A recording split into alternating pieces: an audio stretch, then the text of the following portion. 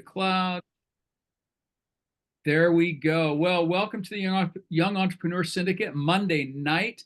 And Rod Kuntz here with you, and we're going to get things started. This is kind of an interesting topic because we come up with these things, well over a year in advance. It's a trigger, right? It's just a trigger topic. And then wherever you want to take it is where you go. And I really had no idea a week ago what helping the blind to see was going to have happen, right? So got a couple of admits here. Excuse me just a second. So anyway, helping the blind to see. That's the overall reaching theme of tonight's message. And I had a couple of ideas, but as I pondered it and started thinking about it, who is it that we help to see in our businesses? And when I first started thinking about this topic, I'm thinking, well, we want people to see our business, right? We want people to see us. So how can we make that happen? How do we get the blind to see us? Well, that's not where I'm going at all tonight. So we'll save that episode for Rachel and her marketing and advertising prowess, because what I'm going to do is I'm going deep into us, into you, each and every one of you listening to this now live, and those of you who are going to be watching it later online. So here's the first quote I have for you. We cannot overcome that which we will not admit. Yeah.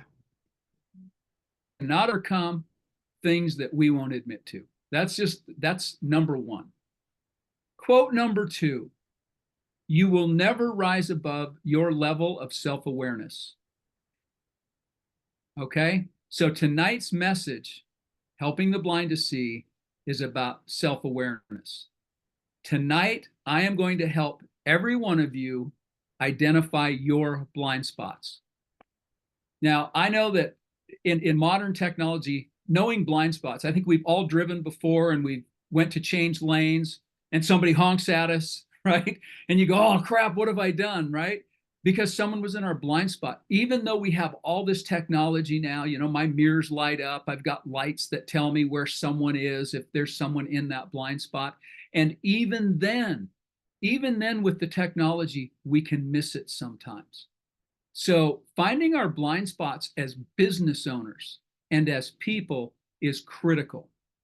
And believe it or not, there are several blind spots that we all have. I was going through this list and I could see myself in several of them. So if it's me, I know there's others out there too. So there are 10 blind spots. So if you're taking notes, I want you to take your paper 1 through 10, give yourself a couple of spaces after each one, and then you can make your own little notes as reminders. And if it fits, do something with it in your own business, in your own life. My goal, and I was thinking about this just before we got started tonight, was I don't want everyone to think that I'm talking about you personally necessarily. Every lesson that we give here, every topic we have, you should be able to share with other people that you're mentoring, either now or in the future, your own family members. If you have children, you should be able to share these lessons with them, help them find their blind spots. When someone comes to you with a business plan and they want you to review it because they trust you and they've seen what you've been able to do, and you're able to offer your assistance, look for these things. So it's not just for you now, this is for perpetuity, right? Take these lessons and run with them. So number one, if you're taking notes, and before I even dive into that, just a reminder that being an entrepreneur, it's a scary place and it's a risky place, right? So let's take some of that scariness out, some of that risk out. And if we can adapt to changing circumstances, that's what these 10 biases, these 10 blind spots are. Okay? So blind spot number one is, most of these are coming down as biases. The overconfidence bias. Okay? I did a lesson over a year ago on the difference between being bold versus being obnoxious, being assertive versus being arrogant. And we all know those people.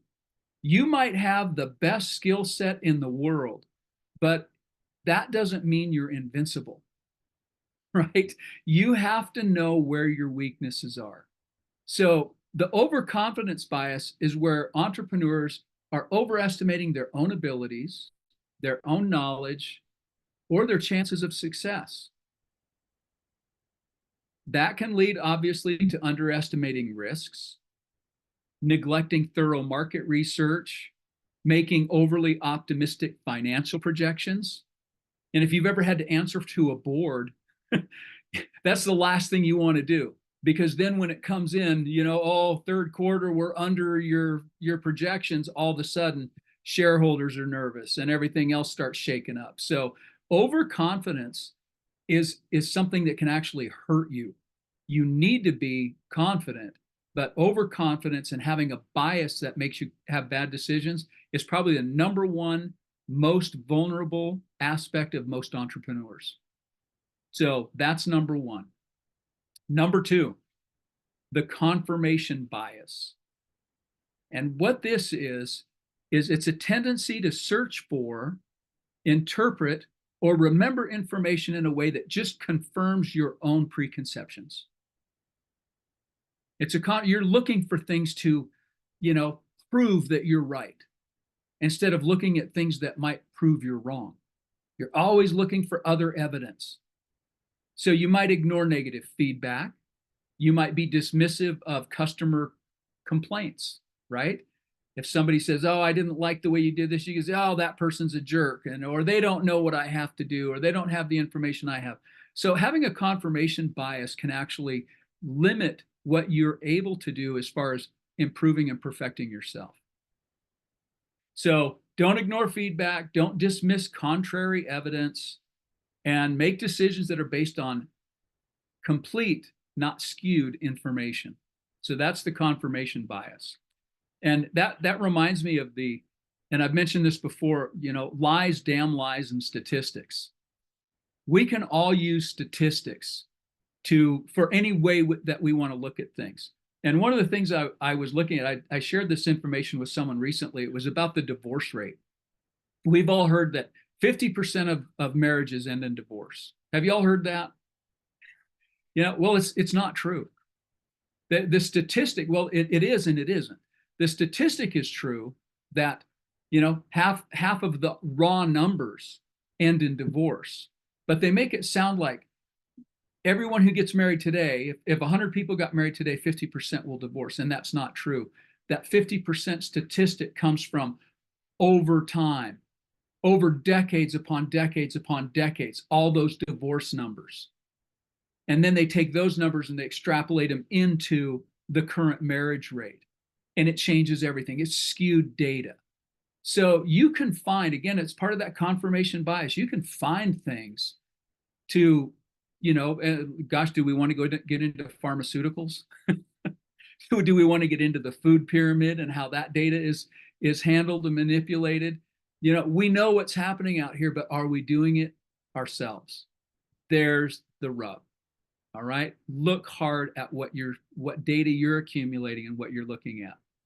That's number two. Number three is the anchoring bias. The anchor bias is where you're looking too heavily at the very first piece of information that you encounter when making decisions. The very first piece, instead of going deeper. So you may have an initial assumption about a market size or pricing strategies or customer demand. And you just keep going back to that instead of looking at new information. Instead of looking at a changing marketplace, you might be just stuck with that first anchoring thing. This is what I know. So anchoring bias. And here's a great example of that. Tech investments, right? Oh, you can't go wrong with tech investments. In fact, we even had leader of the free world years ago saying everybody should learn to code. That's the future. Well, it's not. Right? Computers can code themselves anymore. So, it's one of those things, tech investments. And how many of the dot-coms failed? For a while there, people were thinking, man, all you have to do is invest in anything that's tech and you're going to succeed. And then all of a sudden, all these dot-coms, they just flash in the pans and people were just losing money left and right, and lots of money. So that's that anchoring bias. That anchor was everything with technology is golden. It's the goose with the golden egg. So anchoring biases are dangerous. The availability bias is next on the list. That's overestimating the importance of information that is readily available or recent. So just taking information that's current instead of looking at past information as well. It's like one study might come out that says one thing, and so all of a sudden you shift gears and you're latching onto all that new information because it's the latest available. But you've got to weigh that with all the other evidence. So in this case, entrepreneurs might make decisions based on just a recent experience or a high profile success or a high profile failure and ignore broader trends or broader data. And I can think of, here's some prime examples: EVs, electric vehicles, right? So everyone, for a while there was everything's going, all the major manufacturers were putting everything into EV technology. And now all of a sudden they've got a glut of inventory, and almost every major manufacturer has shifted gears away from that. And part of that's political. I know that there are reasons that they were incentivized, et cetera. But again, if people are just relying on, oh, EV's the next technology, that's the latest thing, I'm going to follow after that, you can get yourself in trouble, not just on that front, but with others. And here's a side note: a recent poll was just done with current EV owners, and over 40% of current EV owners said their next vehicle will not be an EV. They're going back to petroleum. So this has been a huge market shift. So, you look at the major car manufacturers as an entrepreneur, as a business model that shifted all this stuff because it was the new, latest, greatest trend, and it's the wave of the future. And now all of a sudden, it's not just backpedal. Can you imagine the millions and billions they have tied up in R&D and wholesale? And you know what it's like to get parts for something? You have to have a whole parts supply chain built before you even launch a new vehicle. This is huge. So don't get yourself in that sort of a position. And that's easy to do even with small businesses. Number 5, the sunk cost fallacy. And I think this is probably a really easy one for people to get into. This is literally just throwing good money after bad. You continue an investment, you continue your venture just because you've already invested a bunch of money into it. So you keep pouring more money into it, hoping you're going to revive it, And I've said before, if the horse is dead, get off, right? If the horse is dead, you have to get off the horse. Now it's okay to get off the horse and take the saddle off and the bridle off, right? It's okay to salvage what you can, if you have to sell parts, sell parts. But at some point you have to be able to release yourself from that obligation and that attachment. Absolutely imperative that you do that. So the sunk cost fallacy, it can lead into putting more money into terrible resources. Keep investing with that stuff. That was an easy one to get away from, but it's an easy one to get trapped into. Number 6, the hindsight bias. And this is tricky. This is believing after an event has occurred that it was predictable and could have been foreseen. This is the armchair quarterback bias, okay? Entrepreneurs might overestimate their ability to predict other events, other future events, because they saw something coming. I, for one, saw the EV thing as being a problem because I live in Montana. And I see that cold, and we have lack of sun and all that stuff. And I thought, well, if we only have wind and solar to charge these things up, we're sunk where I live. And so I'm already looking at that. But that doesn't make me an expert on other technologies. It certainly doesn't make me an expert in other auto technologies. So, and they may have a fix for that. I don't know. But you can't have that armchair quarterback, the hindsight bias. Don't overestimate your abilities because you saw it on one that you can see it on everything. You might be an expert in one area. You might have called a good shot on one. It doesn't mean you're going to get it right every time unless you do the research, unless you do the homework. All right, cruising through. Number 7, status quo bias. This is a preference for maintaining the current state of affairs rather than making changes. And I've seen this in just about every business I've ever been involved in, from the military to government to working for large medical corporations, all right? School systems. Well, why would we change it? This is the way we've always done it. This is huge. Status quo bias is probably the biggest enemy to entrepreneurs. It's probably the biggest enemy to good forward movement throughout our country, throughout our economy. See, it's just easier to keep things the same. It's just easier.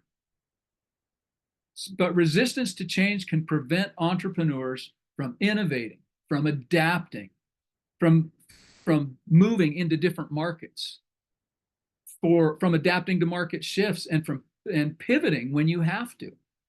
So just be aware you have to be constantly thinking and moving, and you don't have all the answers. So there's a great movie. I was going to illustrate this one. It's like, how can we illustrate this, right? And first is it's the way it's always been done. Everybody's heard that. Well, why do you do it that way? It's the way it's always been done. I don't know if any of you have seen the movie New in Town.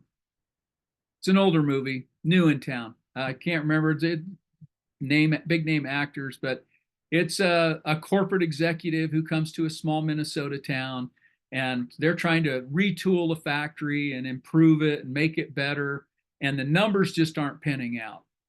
And so they're going to shut the whole thing down, and everything's going to get lost. But one of the workers at that factory has a tapioca recipe that she's just adamantly, everybody loves her tapioca. And they end up making this tapioca. They do some market studies, and this is a hit, and it saves the entire factory.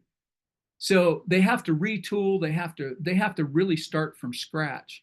But being new in town changes things. Looking at things from a different perspective. You've got all the talent, you've got all the raw resources, you've got everything you have in your arsenal, and it might not be working. You might just have to retool what you have. How do you retool? Heidi, you're doing that now. You're kind of retooling what you have. And there are other ways to retool. You might retool your branding. You might retool your market. You might shift, just a little shift on how you market your product might be different. I've got some ideas. I'm going to be meeting with Taylor later on. I've got some ideas for her business that might just be a little shift, to a little nudge that can launch her into a different platform. So don't get into that status quo bias, and always be looking for fresh ideas, and they might be right under your nose. Number 8, groupthink. This is another danger. It's desire for harmony or conformity in a group. And I know that if you're just starting off, your group might be you and your spouse, you and your accountant, you and a lawyer, you and a couple of other people. But your group's going to grow. And when you are involved in other groups, you have to lead rational decision making. Somebody has to lead that. And in a team setting, a lot of people just want to be quiet. Nobody wants to be the first to speak. Nobody wants to put themselves out there. They want to get a feel for the room. They want to get a feel for what the board's thinking. They want to get a feel for what everyone else is doing. And then afterwards, they're going to go talk to everyone else and say, oh, those guys are idiots. They thought this, they did that, instead of speaking up. So groupthink is really that, just being too willing to conform and not speak your mind. If you see something that can change, needs to be changed, you need to be the person to speak up. Somebody needs to do it. And that somebody has to be the entrepreneur in the room, the entrepreneurial thinker in the room. And again, I've seen this in government meetings. Something we can all relate to is the COVID crisis. In the Flathead Valley, we had a doctor that was a member of the city county health board, and she was the first one to start questioning the data. She did a video that went viral, and she was canceled and taken off and eviscerated and crucified by the media and by the board members and by her profession. And I'll never forget when I first started sitting on that board, she resigned after the second meeting. And she said, "Are we here to just parrot whatever the CDC says? Or are we here to think through this and make our own decisions?" And it was obvious at the board at that time, everyone was into groupthink and no one was willing to change. And she resigned from the board. She couldn't. Now, and you know what? She's been proven right on everything she said. So, there are things that somebody has to take that initiative and don't fall into the group thing. And that's a big example. That's huge. That affected thousands of lives, hundreds of thousands of lives right here where I live, not to mention what happened nationwide and even worldwide. So groupthink can be a disaster. Somebody needs to step up. Okay, number 9, the endowment effect. This is fun. This is overvaluing what one owns simply because one owns it. And this is where we get into, and I'm actually, well, we'll have to wait till this airs afterward, because I know there are people who can benefit from this. There's blue sky, right? That's asking more for something than it's actually pencils out for, because you might know that the market's going to change, or that the market is shifting, or that yours is a one of a kind of something. So you can ask a little bit more for blue sky, right? That's just, it's not worth it, but we're going to ask for it. I purchased a used vehicle recently, and it's 24 years old, but it only had 86,000 miles on it. One of those one owner things, where are you going to find it? So I paid overbook for it. That was the blue sky, right? But you can't do that on a large scale. If you've got a one of a kind, that's awesome, right? If you're selling one of a kind watches or jewelry, handmade stuff, you've got blue sky built in. But it's the old adage of, there's most people operate on, traditional markup used to be 33% in retail. 33%, you could make a living, pay your staff, pay your overhead, and still, be in business. And there's not a retail organization out there now that's not doing Keystone. That's 50%, doubling your money. You pay 50 cents for something, you're selling it for $1. That's it. It's Keystone plus. And then you have what's called Tombstone. And Tombstone is the endowment effect. Tombstone is, you ask any more and you're dead. Okay? You can't overprice your product, whether that's yourself, your services. If you've earned it, you can do it. But if you haven't, make sure that you're putting yourself in the right range to stay in business. And I've gone to, this is kind of funny, because it's just because you own it doesn't mean that it's more valuable. And we used to do a lot of garage sailing when our kids were younger. And it's one of the things, I still like to stop at a garage sale or estate sales. It's like treasure hunting.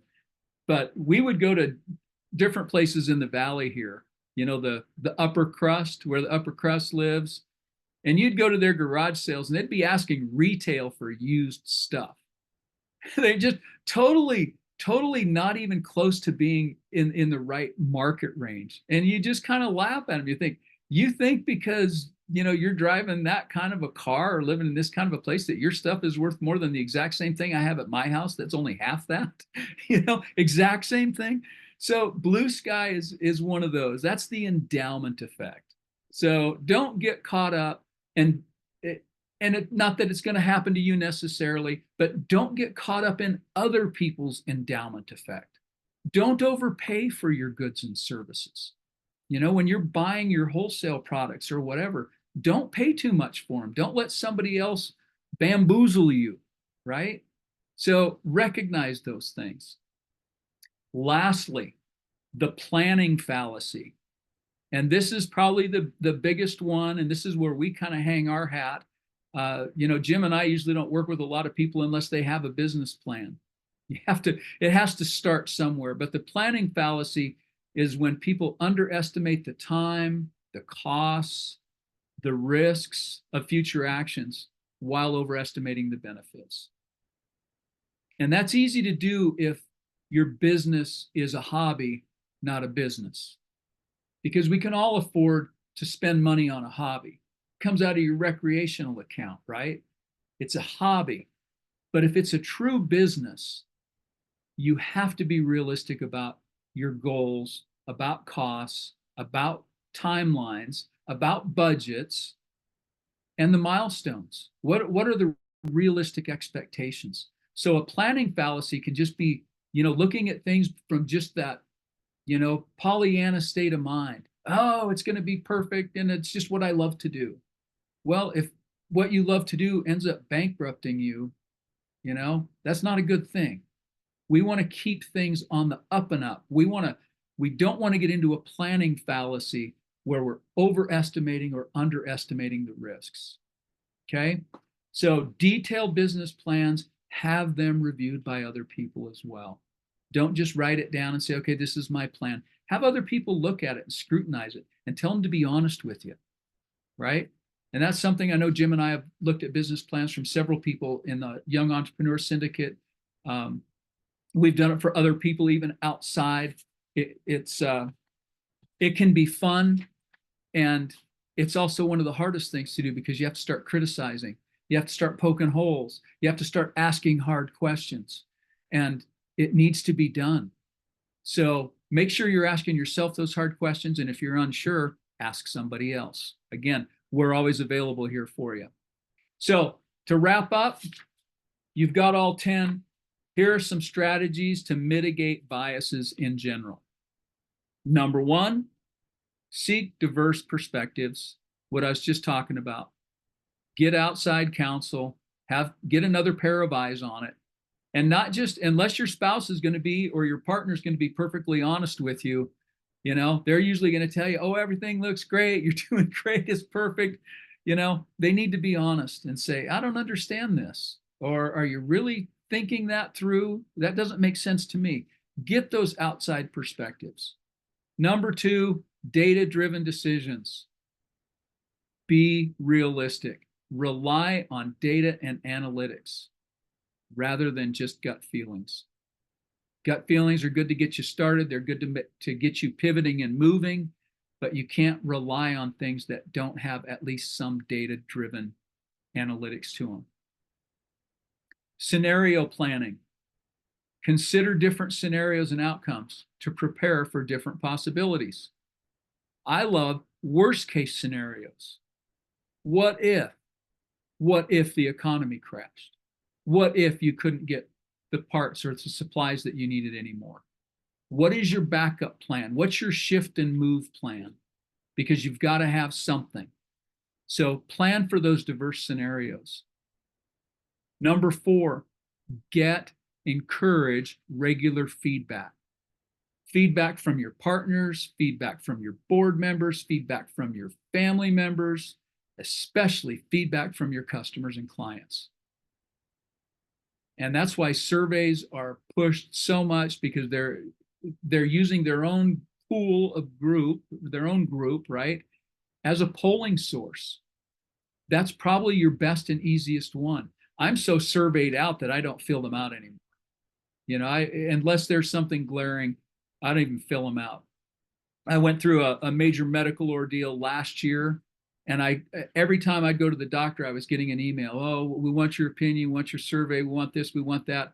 And then even for the big major one, I get this survey, and it's from, some outfit in a different state.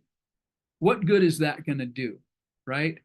You can't be outsourcing all of that information. So if you are trying to get that information, it's not enough to just have analytics. You have to be the person confronting the data and going back to those people and clarifying what exactly was it you didn't like about what I did. In sales, we always had this. Is it me? If somebody said, well, I'm not going to do it. I'm not going to make this purchase. We said, well, is it me? Is it me? Is it, you just don't like my personality because I'll give it to somebody else. Or is it the money? Are we on the wrong product? Right? Maybe we need to downgrade. Instead of looking at new, look at used. Or is it the machine? Most people just wanted more cards than they could afford, right? And that's a hard reality. And then they don't want to admit that to, a salesperson, so they go to a different dealership and buy something that they can't afford so they can save face. But if you have a good relationship with people, you can ask those hard questions. What exactly is it? What's the problem? Why are you not willing to support me? Why are you not willing to come back and do business with me again? Why are you not willing to give me a referral? So we can all do that. It's just difficult. It's not fun, right? But it's necessary. So that's a regular feedback. Number 5, continuous learning. You guys are all on this call, either live or listening to it later. You are in the continuous learning mode. So, but in your own industry, all of you are from varied backgrounds. In your industry, stay up on the latest trends. Stay up on what's happening. And I don't have to tell you guys that. I know that. That's because it's your area of interest. But don't get complacent. And number 6, mindfulness and reflection. If you sit down and really think about your business, what you're doing, how you're approaching it, and what's going on, just reflect on it. Think about it. You might have, and I love this, I have had in my work careers, I end up with epiphanies. I'll think about things, and then let it go. And the next thing you know, I'll be mowing the lawn, washing the car, walking the dog. And I have this moment of clarity where a new idea, a new something happens, something clicks. And like in Taylor's case, this was something that clicked for me a week ago about her business. And if something clicks in my mind about your guys' businesses, I'll let you know. We'll have a conversation, but those sort of things happen, but you have to be mindful about your reflection on it. Don't just put it in a box and say, I worked my 8 hours, now it's done. Put your mind in a space where you're saying, all right, I'm really going to spend some time analyzing my business, what I've done, where I'm going. Take it all in, take a deep breath and let it out, and then walk away from it. And then come back to it. You'd be amazed at what that can do for you once in a while. So that took me a little bit longer than I was thinking it was going to take, but biases. We all have them. I can see myself in some of those. Don't beat yourself up. And here's the other one. I was thinking about this with the hindsight. When you look back, it can work in your favor and it can work against your favor. If we had bought, all of us on this call, $100 worth of McDonald's stock when it first came out at the initial public offering, if we had paid $100 of our hard-earned money back then, by the year 2000, we each would have had, gosh, what was the number? $620,000 for a $100 investment. That's not just extrapolate. It is a little deeper because there were 12 stock splits and you'd have to keep, investing and having shares. And then there were dividend things. It could actually be more than that. But over $600,000.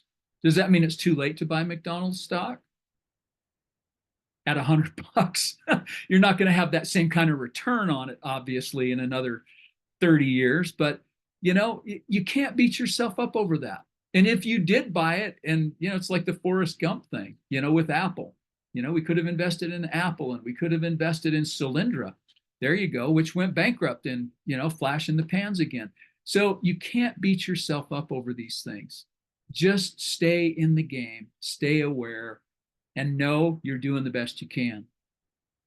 All right, I'm going to open it up for questions. It doesn't have to be on topic. If you see yourself in any of that, or if this is helpful, let me know, and we can open it up for anything that you want. Raise a hand, or tell me what your top 2 are. Let's start there. What are your top 2? Heidi, you're on my upper left, and I know you were taking notes. Go ahead and unmute. Well, I think, I never really necessarily had like a business plan. I went for it, and I have made money, definitely, but I've rolled all of that money right back into it. So, I mean, So that's the truth on that one. So I guess if that part of it, so, but I just keep moving forward because I believe in it and I see that there's a huge need for it. So I guess it's not all done perfectly as far as in the business world, but if I had done that, I wouldn't have done this. I There you wouldn't have, go. I wouldn't have done this. So, and I definitely do, I think, do a lot of confirmation bias, like, yeah. But I do have a lot of good feedback, so I don't know how else to do it. So I don't know. It's good and it's bad, but I don't actually think that the word bad. I think it's just interesting. Well, if it's working, it's Yeah, working in your it is business working. model. But think out there how many businesses are not working. Yeah. Yeah. And if you can help those people, what can we do there? And again, I want to say too, I take my hat off to you Mhm. for self-financing your business and putting your money back into it. That's actually a smart business tactic. Oh, Right? well, And that can be part of your business plan, that you're going to be self-funded, that you don't want to go to a bank or the small business yeah. association, or reach out for grants. That's part of your strategy, is to self-fund and reinvest. Mhm. That's not a bad thing. Okay. That's that's that's a fundamental business strategy, Okay. and it keeps you in 100% control, right? You don't want to be on Shark Tank with your idea. Maybe you will down the road if you Yeah. franchise or something, Yeah. but right now, stay in your lane where you're Okay. comfortable. And so Yeah. that's not a criticism by any means. That's actually, you're doing what you had planned, and that's part of your strategy. Okay. And it is working. We're watching it work. So All good on right. you. Thank you. Yep. That's about it. All right. Cool. Alex, go ahead and unmute and Um, I think probably for me was, I think maybe something that was left out of number one. To me, I feel that overconfidence is just as bad as underconfidence or no confidence. And that's actually probably been uh, my biggest issue. And all of these, seem like they all resonate with what I'm doing, or what I'm trying to do. Uh, So yeah, it just seems like everything you said, there was some sort of connection or different way of looking at things like pricing and, like, for example, the endowment effect. Mhm. For me, it's like I can totally see that, but then it goes into the blue sky aspect, Right. right? So, if I'm renting a car for a weekend at $1,600 for essentially 90 minutes of track time, that's what the going rate is for 90 minutes of track time, but most people Right. think that that's way too high. So it's always the sliding scales of, is your stuff worth it? What is the economy looking like? Who are you trying to present those costs to? And is there a market for it in general? Um, which goes into that lack of confidence, because sometimes you can talk yourself right out of stuff when you probably should be talking yourself into things too. Right. Well, I'll use that as an example with the track time in a car, because if you've got people saying that's too expensive, maybe that's not the right clientele. Maybe you should be Exactly. looking at a different clientele that wants to take their kids out. They're adult children, just graduated from high school, and they want to treat them to the greatest, graduation Mhm. present they can have. Here's adrenaline rush. Let's go drive a sports car on a track, and you might raise your fee substantially and say, hey, and it's going to include a night's stay at the Hilton and a meal. You can do Right. all kinds of things. That's looking at blue sky realistically, though. That's just saying, okay, Mhm. let's shift our focus here, because maybe it is too much for some people. You need to find Mhm. the you need to find the customers that it's not, that are willing to Right. pay more, you know. Mhm. So yeah, I think that's great, but just be thinking about it. Well, and part of the business model and what's happening here is, again, looking at it from a different way, it's having to create that customer base. It's showing them that it's not as expensive as you think. You know, this is something you can do with the right tools and equipment and coaching. So yeah, lots of different ways of looking at all of this. Absolutely. Well, thanks for that input. It's one of those things, again, because I've seen these play out in just about every industry I've been in. So let's not let them play out in our businesses, right? What can we do to give ourselves that edge? You know, again, if it's just a 1% edge, but we can leverage that, we can 10x it. Mhm. That's cool. Thanks, Alex. Taylor, are you in a position that you can unmute? I can sure try. We'll see what happens. Your granddaughter says hi. So Well, hello. Tell her hello. I loved the topic. I unfortunately was doing house chores and I need to go back and listen to the recording after. So first of all, I'm just so appreciative that you guys do the recording every week, because I love being able to go back and listen to it like as if it were a podcast, and I can rewind if I need to and all that stuff and take notes. But it's also so nice to have it in real time.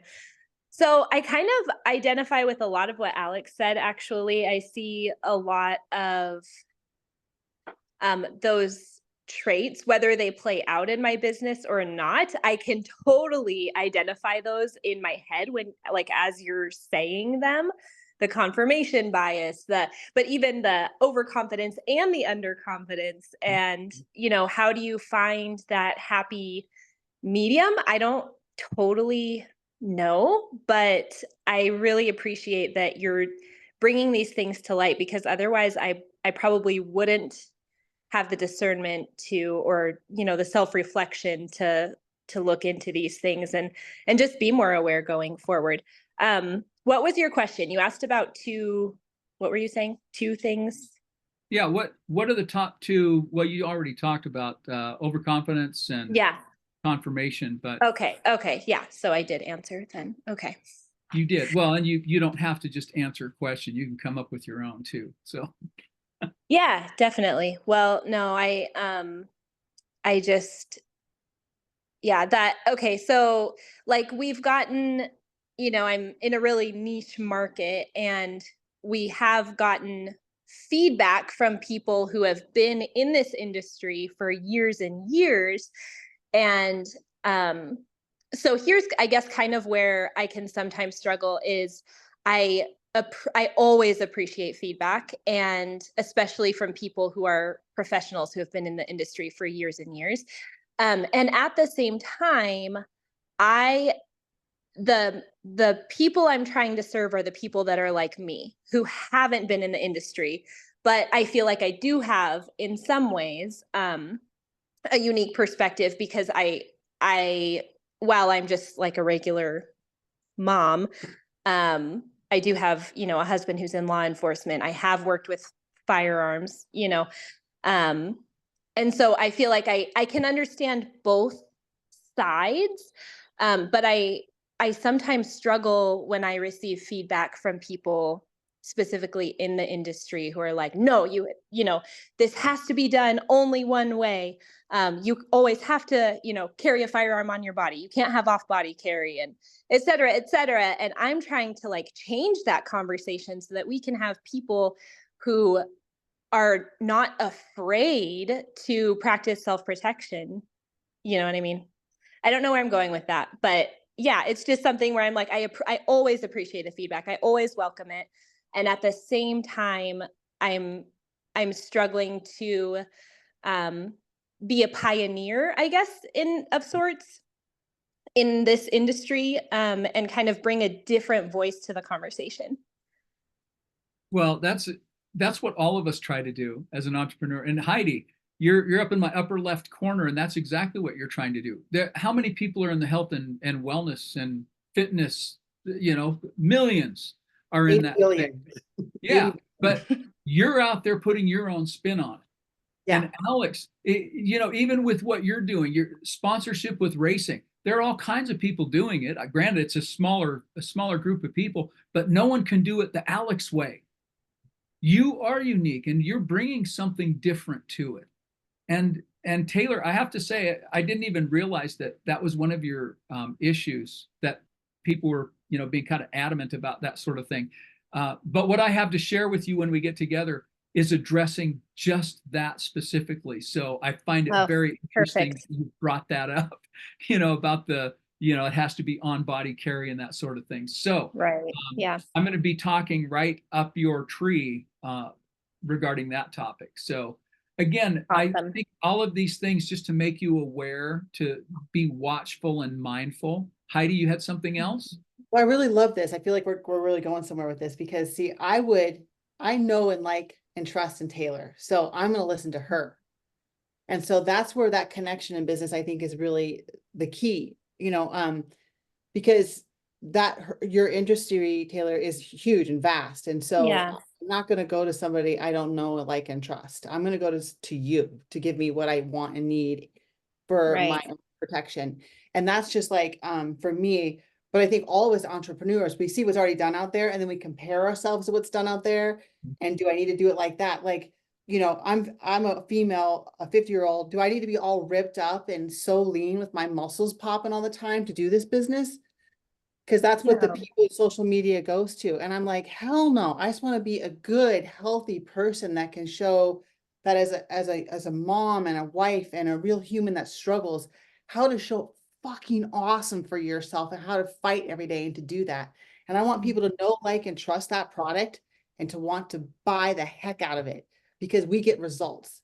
So that's what I see that we get to do here. We get to advocate for that because I think our human condition is that we compare and we judge because for some reason we're here and we had some sort of like, I want to do this, a dream that is now turned into a goal that is now actually a physical thing that's here.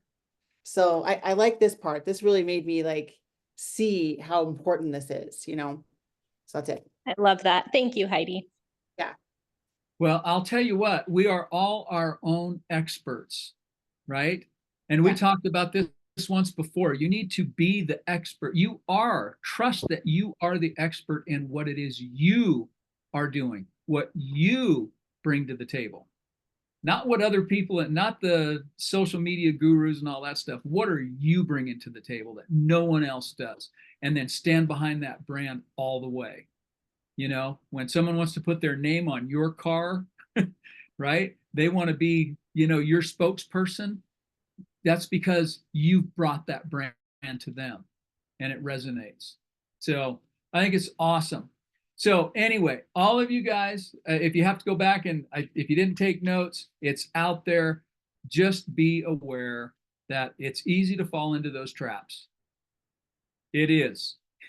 Whether it's conformity, the group think, whatever, just don't do it. Trust in yourselves. All right. If there's nothing else, I'm going to cut us loose. Go have yourself some dinner, watch some TV, chase the kids, mow the lawn, work out, whatever's on your agenda. All right, you guys. Good night. Thanks. Bye, team. Bye-bye.